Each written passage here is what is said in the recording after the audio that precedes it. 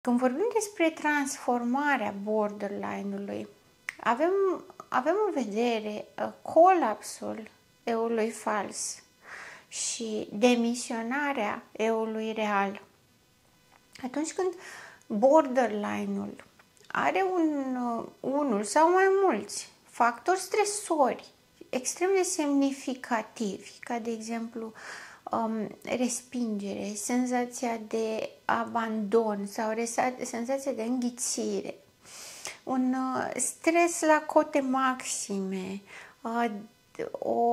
o atitudine dramatică sau un eveniment văzut ca dramatic, când are rușine, vinovăție, când se trezește cu durerea și anxietatea, toate care anticipează abandonul sau pun premizele unui abandon. Ceea ce trăiește borderline-ul este o criză existențială extrem de puternică. Problema este că în aceste situații limite pentru borderline, pentru că borderline trăiește mult amplificat toate emoțiile normale umane, pentru că, așa cum spuneam, borderline-ul are empatie, funcționează perturbat, este limitată, pentru că și borderline-ul, ca și narcisicul, are această grandiozitate a eului fals, acest sentiment de îndreptățire și de unicitate.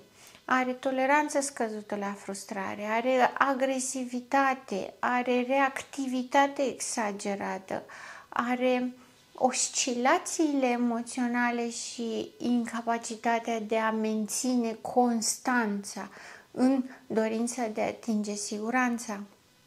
Ori când toate acestea sunt provocate, când eul real este prea îndurerat, eul fals este colapsat, nu a reușit să creeze fantezia și să susțină partea de hrană vis-a-vis de eul fals, atunci se produce disocierea.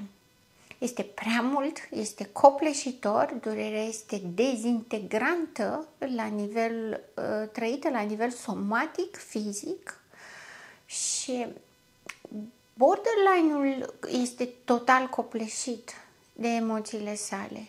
Durerea este foarte mare, anxietatea anticipativă este foarte mare, nu rezistă, nu le mai face față. Intră o perioadă de disociere. Ca mecanism de apărare, borderline-ul aplică disocierea. Există 3 tipuri de disociere pe care le aplică borderline-ul și avem amnezia, derealizarea și depersonalizarea.